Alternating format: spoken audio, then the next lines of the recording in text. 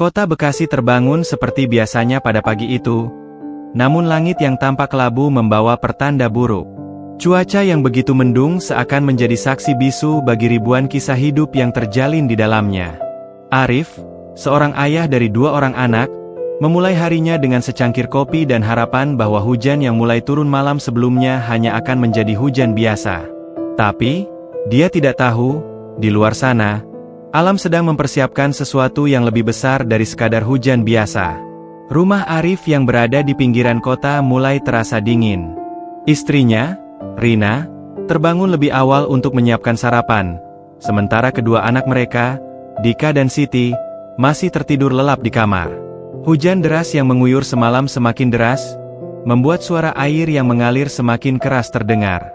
"Arif, kayaknya airnya mulai naik," kata Rina, sambil menatap dengan cemas keluar jendela. Arif bergegas keluar untuk memeriksa keadaan, dan melihat dengan ngeri bahwa air sungai di dekat rumah mereka sudah meluap, merambat ke jalan raya. Meskipun belum ada tanda-tanda bahaya besar, Arif tahu bahwa ini bisa menjadi awal dari sesuatu yang buruk. Beberapa jam kemudian, suara sirine ambulans terdengar semakin dekat. Banjir mulai merendam rumah-rumah di sekitar mereka. Arif segera membawa keluarganya untuk mencari tempat yang lebih tinggi. Tetapi saat mereka berlari keluar rumah, air sudah mencapai lutut.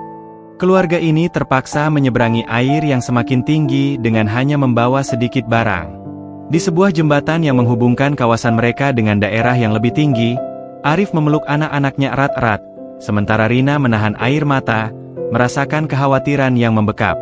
"Kita harus tetap kuat, sayang," Arif berkata dengan suara pelan, meskipun hatinya penuh keraguan. Banjir ini bukan hanya datang untuk merusak rumah mereka, tetapi juga harapan mereka untuk masa depan yang lebih baik. Saat mereka mencapai tempat yang lebih tinggi, yang seharusnya menjadi zona aman, mereka menyaksikan rumah-rumah lain yang sudah tenggelam. Air terus naik dengan cepat. Semua orang di sekitar mereka terlihat panik dan cemas.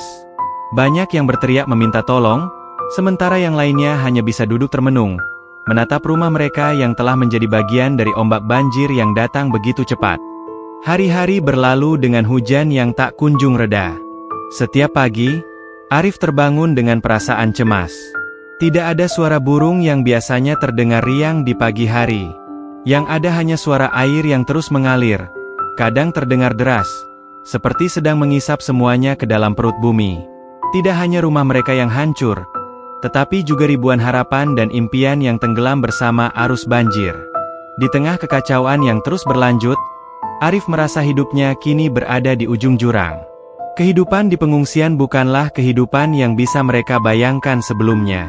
Rina duduk di sudut tenda pengungsian, mengusap wajahnya yang basah oleh air mata, sementara kedua anak mereka, Dika dan Siti, bermain di dekatnya dengan wajah yang muram.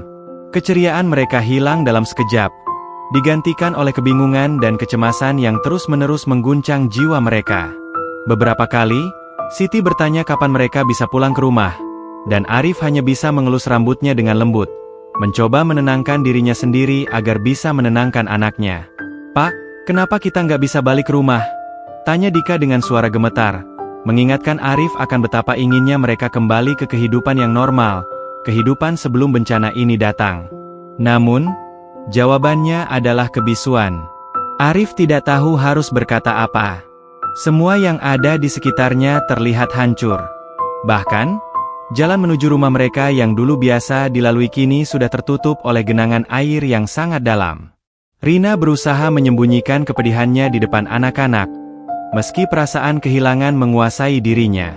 Barang-barang yang pernah menjadi kenangan manis, seperti album foto keluarga dan perabot rumah yang diwariskan dari orang tuanya, semuanya tenggelam dan hilang begitu saja. Apa yang dulu mereka anggap sebagai harta, kini hanyalah kenangan yang tinggal di dalam hati. Di dalam posko pengungsian, mereka terpaksa berbagi tempat dengan banyak orang lainnya. Tidak ada cukup makanan untuk semua orang, dan kebersihan menjadi hal yang sulit dipertahankan. Beberapa pengungsi lainnya juga terjangkit penyakit kulit akibat kondisi yang lembab dan kurangnya sanitasi. Arif dan Rina berusaha semaksimal mungkin untuk menjaga anak-anak mereka tetap sehat, meski mereka sendiri sudah mulai kelelahan secara fisik dan emosional. Hari demi hari, Arif melihat bagaimana semangat para pengungsi lainnya mulai memudar. Beberapa orang terlihat putus asa, duduk diam di pojokan, sementara yang lainnya mencoba untuk tetap bertahan dengan berbagi cerita dan saling memberikan dukungan moral. Ada juga yang terpaksa menunggu informasi tentang keluarga mereka yang hilang di tengah bencana ini. Banyak orang yang kehilangan jejak anggota keluarga mereka, dan itu menjadi beban psikologis yang sangat berat. Rina, yang biasanya penuh dengan semangat dan tawa, kini lebih banyak terdiam. Setiap kali ia berusaha untuk berbicara, suaranya terasa serak, seolah suara itu tertahan di tenggorokan. Ia merasakan betapa dalam luka yang ia alami, bukan hanya karena kehilangan harta benda, tetapi juga karena kehilangan rasa aman yang dulu ia rasakan. Rumah mereka yang dulu nyaman dan penuh kebahagiaan kini hanyalah sebuah kenangan yang mengharu biru. Semua yang mereka perjuangkan selama ini hancur begitu cepat. Suatu pagi, setelah hujan deras turun sepanjang malam, Arif dan Rina bersama dengan beberapa pengungsi lainnya keluar dari posko untuk melihat keadaan sekitar. Arif berusaha mencari tahu apakah rumah mereka masih berdiri atau sudah hancur oleh terjangan air yang begitu deras. Namun, di sepanjang perjalanan, mereka hanya menemukan puing-puing rumah yang tersisa, reruntuhan yang terbawa arus banjir, dan tanah yang berlumpur. Semua yang dulu mereka anggap sebagai bagian dari hidup mereka kini tinggal menjadi serpihan-serpihan yang tak bisa dikenali lagi. Siti, yang biasanya ceria, kini hanya bisa menatap kosong ke arah tempat yang dulu rumah mereka berdiri. "Pak, kenapa kita nggak bisa pulang?" tanya Siti lagi, matanya basah dengan air mata. "Aku nggak mau tinggal di sini, aku mau rumahku kembali." Arif tidak bisa menjawab. Ia hanya bisa memeluk Siti erat-erat, berusaha menguatkan dirinya sendiri. Tetapi hatinya merasa hancur. Tentu saja ia ingin memberikan kehidupan yang lebih baik untuk anak-anaknya, tetapi apa yang bisa ia lakukan di tengah kehancuran seperti ini? Ia merasa begitu kecil, terperangkap dalam perasaan tak berdaya. Malam itu, saat mereka kembali ke pengungsian, Arif duduk di sudut tenda, merasakan betapa beratnya beban yang ada di pundaknya. Ia memikirkan tentang masa depan mereka, tentang bagaimana mereka akan bertahan hidup, dan bagaimana cara mereka bisa memulai kembali. Rina duduk di sampingnya, menatap langit yang mulai cerah setelah hujan reda. Mereka hanya berdua di antara keramaian, berbicara dalam diam tentang apa yang harus mereka lakukan selanjutnya. "Mungkin kita harus mulai mencari tempat baru, Arif," ujar Rina pelan. "Kita nggak bisa terus seperti ini. Anak-anak butuh rumah, butuh tempat yang aman." Arif mengangguk, meskipun hatinya terasa berat. Ia tahu itu adalah keputusan yang harus diambil, tetapi perasaan kehilangan itu masih terlalu dalam untuk bisa dilupakan begitu saja. Keputusan untuk mencari tempat baru bukanlah hal yang mudah, karena itu berarti mereka harus meninggalkan kenangan yang mereka bangun bersama rumah mereka. Namun, di sisi lain, Arif juga tahu bahwa mereka tidak bisa terus terjebak dalam kesedihan. Mereka harus berusaha untuk bangkit. Pada malam yang sama, mereka mendengarkan pengumuman di posko pengungsian tentang bantuan yang akan datang. Ada beberapa lembaga yang berencana mendistribusikan makanan dan pakaian kepada para pengungsi. Namun, bantuan ini datang terlalu lambat bagi beberapa keluarga yang telah kehilangan segala-galanya. Beberapa orang yang lebih tua, yang sudah lemah, harus menderita karena kurangnya perawatan medis yang memadai. Arif melihat bagaimana orang-orang saling membantu, berbagi makanan, dan merawat mereka yang lebih membutuhkan. Dalam situasi seperti ini, mereka tidak bisa hanya memikirkan diri sendiri. "Pak, ada keluarga yang belum dapat makanan. Bisa tolong dibawa ke mereka?" tanya seorang ibu di posko.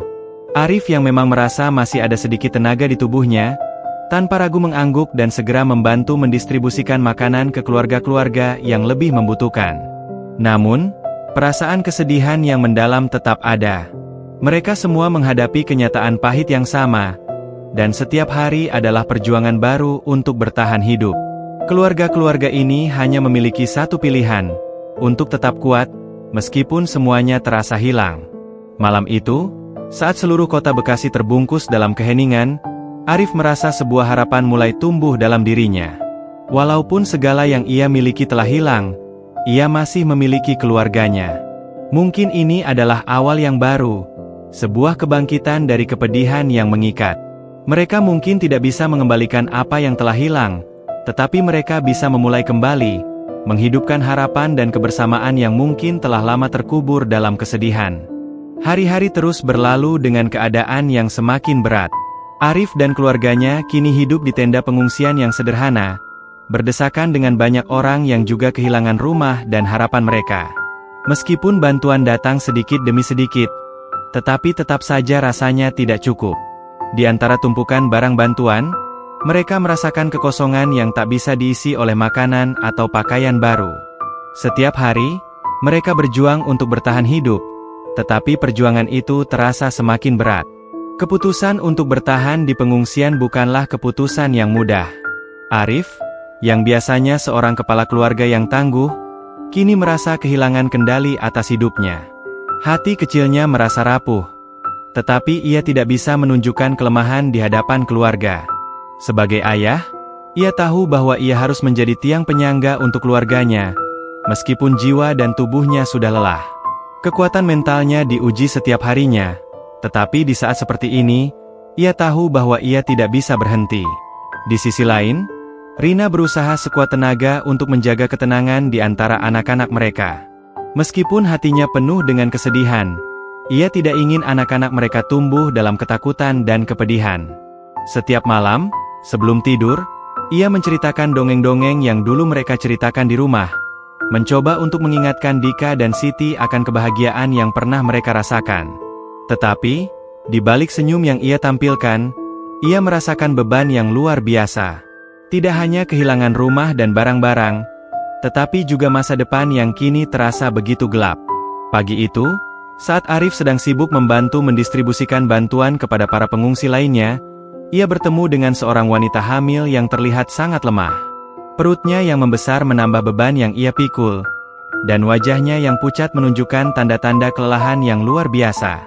Arif yang merasa iba, segera mendekatinya dan menawarkan bantuan. "Mau saya bantu bawa ke posko medis? Anda kelihatan sangat lemah," tanya Arif dengan suara lembut, meskipun hatinya juga penuh kekhawatiran. Wanita itu menatapnya dengan mata yang sudah tidak bisa lagi menyembunyikan keputusasaannya. "Ada sedikit masalah dengan kehamilan saya, Pak. Sudah beberapa hari saya merasa sakit. Tapi saya tak tahu harus kemana," jawab wanita itu dengan suara terbata-bata. Arif bisa merasakan ketakutan dalam suaranya, dan itu membuat hatinya semakin teriris. Tanpa berpikir panjang, ia menawarkan untuk membantu. "Jangan khawatir, saya akan bantu. Kita akan bawa ke posko medis secepatnya," kata Arif, meskipun ia tahu itu berarti meninggalkan keluarga dan pergi jauh dari pengungsian tempat mereka tinggal. Rina yang melihat kejadian itu hanya bisa menatap dengan cemas, tetapi ia tidak mengatakan apa-apa. Rina tahu bahwa ini adalah pilihan yang benar. Ini adalah saat-saat ketika setiap individu harus saling membantu, bahkan ketika itu berarti mengorbankan kenyamanan diri sendiri. Arif dan wanita hamil itu berjalan bersama ke posko medis yang terletak beberapa kilometer dari pengungsian mereka. Jalan yang mereka tempuh tidak mudah. Lumpur dan puing-puing yang masih berserakan akibat banjir mempersulit setiap langkah. Namun, Arif tidak bisa berhenti. Di sepanjang perjalanan, mereka bertemu dengan beberapa pengungsi yang juga membutuhkan bantuan, seperti seorang kakek yang terjatuh dan seorang ibu yang kehilangan anaknya. Arif tidak bisa mengabaikan mereka begitu saja. Setiap kali ia bertemu seseorang yang membutuhkan bantuan, ia mencoba untuk memberikan pertolongan sekecil apapun yang bisa ia lakukan. Di tengah perjalanan yang penuh perjuangan ini, Arif merasa kelelahan yang luar biasa. Setiap langkah terasa semakin berat, tetapi ia tahu bahwa ia tidak bisa berhenti. Ia melihat wanita hamil itu yang terus menahan rasa sakit, dan itu memberinya kekuatan untuk terus melangkah. Meskipun ia tahu perjalanan ini akan memakan waktu yang lama, Arif tidak ingin menyerah. Ia tahu bahwa hidup ini bukan hanya tentang bertahan hidup untuk dirinya sendiri, tetapi juga untuk orang lain yang membutuhkan pertolongan. Akhirnya, setelah berjalan jauh, mereka sampai di posko medis. Wanita hamil itu segera dibawa untuk mendapatkan perawatan. Arif, yang sudah sangat lelah, duduk di sudut ruangan sambil menunggu. Ia melihat sekelilingnya, melihat wajah-wajah pengungsi yang penuh dengan kecemasan, kebingungan, dan keputusasaan. Di sini, di posko medis ini, mereka semua adalah orang-orang yang terjebak dalam bencana yang sama. Mereka semua memiliki kisah kesedihan dan kehilangan yang serupa. Ketika wanita hamil itu akhirnya mendapatkan perawatan yang dibutuhkan, Arif merasa sedikit lega. Namun, hatinya tetap tidak tenang. Ia tahu bahwa meskipun mereka berhasil membantu wanita itu, masih banyak orang lain yang membutuhkan bantuan. Tidak ada cukup tenaga dan sumber daya untuk menolong semua orang, dan itu adalah kenyataan pahit yang harus mereka hadapi.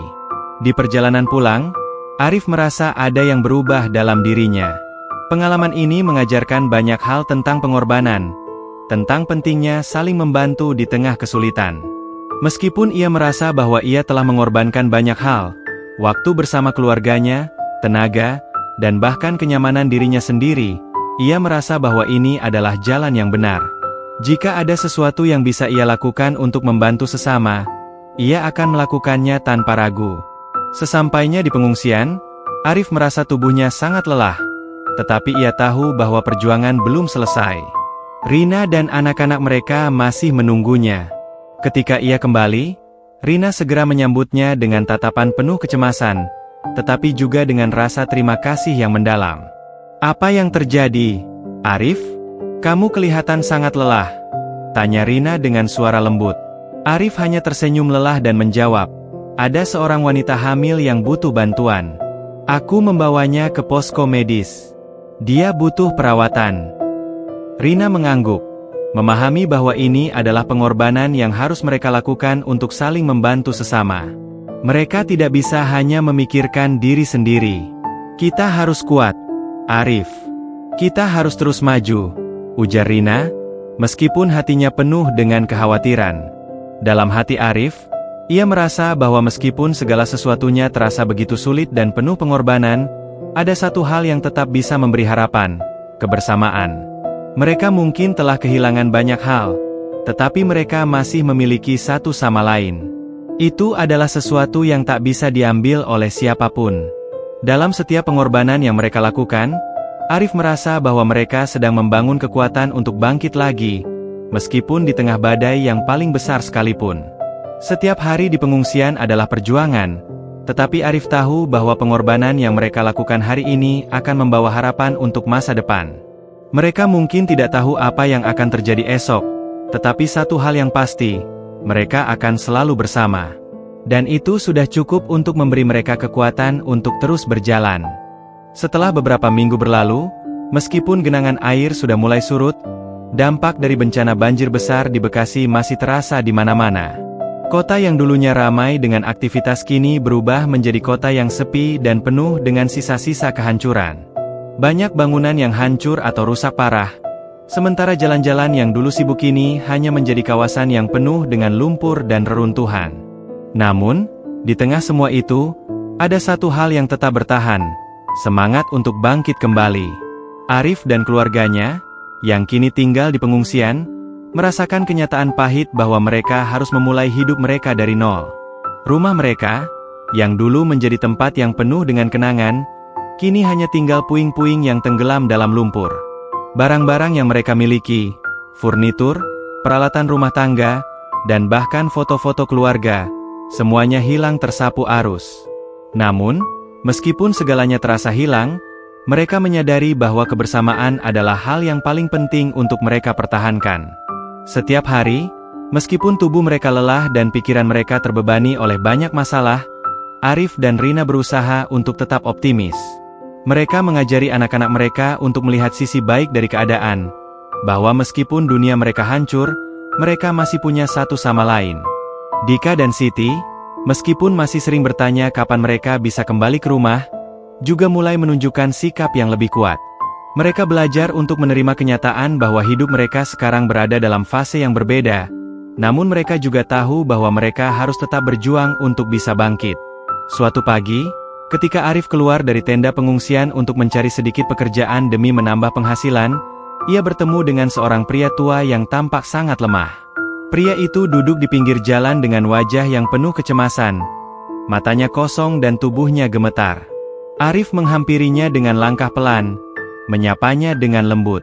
"Pak, apakah Anda membutuhkan bantuan?" tanya Arif, merasakan kekhawatiran di hati. Pria itu menatap Arif dengan pandangan kosong, seolah tidak percaya ada orang yang mau peduli. Setelah beberapa saat, pria itu akhirnya membuka mulutnya dengan suara parau. "Saya kehilangan semuanya, Nak. Rumah, keluarga, semuanya. Saya tidak tahu harus kemana," jawab pria itu dengan suara serak, terlihat sangat terpuruk. "Saya sudah tua. Saya tak tahu apakah masih ada harapan untuk hidup." Arif merasa hatinya terkoyak mendengar kata-kata pria itu. Namun, di saat yang sama, ia tahu bahwa ini adalah ujian bagi dirinya. Di tengah semua rasa kehilangan dan penderitaan, mereka semua memiliki kesempatan untuk menemukan kekuatan dalam diri mereka sendiri. Arif mencoba menenangkan pria tua itu dengan kata-kata yang sederhana namun penuh makna. "Kita semua sedang berjuang, Pak. Tidak ada yang mudah, tetapi kita harus tetap berjuang untuk hidup. Saya tahu itu berat, tapi kita tidak bisa menyerah begitu saja," kata Arif dengan lembut, mencoba memberikan sedikit harapan. Pria itu mengangguk perlahan, meskipun masih terlihat ragu. "Saya tidak tahu apa yang harus saya lakukan, Nak. Saya sudah kehilangan semua yang saya cintai."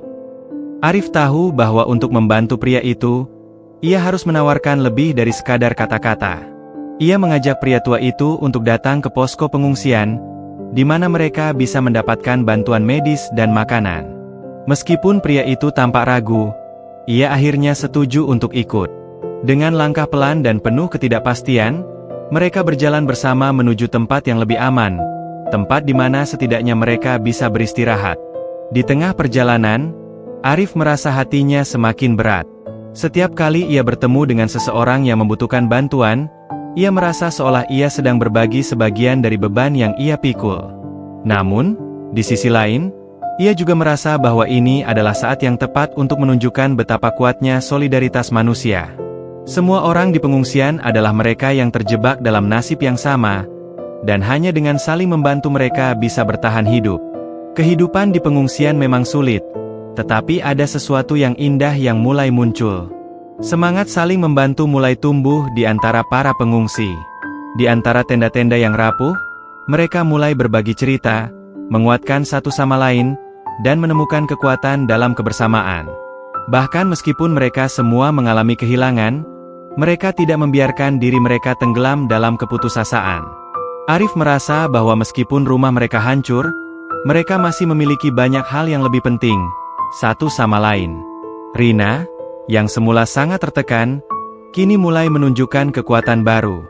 Ia mulai membantu para ibu di pengungsian untuk menyiapkan makanan, dan meskipun kondisinya juga sangat lelah, ia tetap berusaha untuk memberikan yang terbaik bagi keluarganya dan orang-orang di sekitarnya. Di malam hari, setelah semua orang beristirahat, Arif duduk bersama keluarganya di luar tenda. Meskipun suasana di sekitar mereka begitu sunyi dan penuh dengan kesedihan, ia merasa ada harapan yang mulai tumbuh. "Kita akan bangkit, Rina. Kita akan memulai lagi," kata Arif, berusaha meyakinkan istrinya. Rina menatapnya dengan mata yang mulai bersinar, meskipun masih ada kekhawatiran di wajahnya. "Bagaimana, Arif? Semua ini begitu sulit. Aku merasa takut kalau kita tidak bisa kembali seperti dulu." Arif menggenggam tangan Rina dengan lembut, menatap matanya dengan penuh keteguhan. "Aku juga takut, Rina. Tapi kita tidak bisa terus hidup dalam ketakutan. Kita harus berani untuk melihat masa depan, berani untuk mencoba lagi. Kita punya anak-anak yang butuh kita. Kita punya satu sama lain." Rina mengangguk perlahan, merasa sedikit lega meskipun hatinya masih dipenuhi kebimbangan. Namun, ia tahu bahwa Arif benar. Mereka tidak bisa menyerah begitu saja. Hidup mereka mungkin sudah berubah, tetapi mereka masih punya kesempatan untuk memulai lagi, untuk membangun sesuatu yang baru, meskipun dimulai dari bawah. Beberapa minggu kemudian, saat genangan air mulai surut dan infrastruktur kota mulai diperbaiki, Arif memutuskan untuk mencari pekerjaan baru. Walaupun tidak ada jaminan bahwa ia akan mendapatkan pekerjaan dengan cepat, Ia merasa bahwa ini adalah langkah pertama menuju kebangkitan. Ia harus menemukan cara untuk memberi makan keluarganya, untuk memberikan kehidupan yang layak bagi Dika dan Siti. Dalam perjalanan mencari pekerjaan, Arif bertemu dengan beberapa orang yang juga sedang berjuang untuk kembali bangkit. Mereka berbicara tentang peluang baru yang mungkin muncul, tentang bagaimana mereka bisa memanfaatkan kesempatan yang ada, meskipun segalanya terasa sulit. Pada suatu hari, setelah beberapa minggu mencari-cari, Arif akhirnya mendapat tawaran pekerjaan dari seorang pengusaha yang ingin membangun kembali rumah-rumah yang rusak. Tawaran itu tidak besar, tetapi bagi Arif, itu adalah langkah pertama untuk membangun kembali hidupnya. Ia tahu bahwa meskipun ini hanya pekerjaan sementara, ini adalah awal dari perjalanan panjang yang harus ia tempuh. Rina juga mulai merasa lebih tenang, meskipun ia masih mengkhawatirkan masa depan. Ia mulai membuka usaha kecil-kecilan di pengungsian, menjual makanan dan minuman kepada para pengungsi lainnya. Usaha itu tidak memberi banyak keuntungan, tetapi bagi Rina, itu adalah cara untuk menjaga semangat dan tetap merasa produktif. Arif dan Rina menyadari bahwa meskipun segala sesuatunya belum kembali seperti semula, mereka tidak perlu menunggu segalanya kembali seperti dulu. Mereka harus belajar untuk hidup dengan apa yang mereka miliki sekarang, dan berusaha untuk membangun masa depan dari dasar yang baru. Mereka harus belajar untuk melihat harapan dalam setiap langkah kecil yang mereka ambil, dalam setiap perubahan yang mereka buat, meskipun itu hanya langkah kecil yang tidak terlihat oleh orang lain. Pada akhirnya, meskipun kota Bekasi masih dalam proses pemulihan dan banyak tantangan yang harus dihadapi, Arif dan keluarganya tahu bahwa mereka tidak sendirian. Mereka memiliki satu sama lain, dan itu sudah cukup untuk memberi mereka kekuatan untuk terus maju, untuk menemukan jalan mereka di tengah badai yang telah menerjang. Sebuah kebangkitan yang mungkin tidak akan mudah, tetapi mereka siap untuk menghadapinya, karena mereka tahu bahwa di balik setiap kesulitan, ada peluang untuk tumbuh dan berkembang. Terima kasih sudah menonton video ini. Jangan lupa untuk subscribe channel ini, tekan tombol like kalau kamu suka, dan share ke teman-teman kamu yang juga bisa mendapatkan manfaat dari video ini. Kalau ada pertanyaan atau pendapat, jangan lupa untuk komen di bawah, ya. Sampai jumpa di video selanjutnya.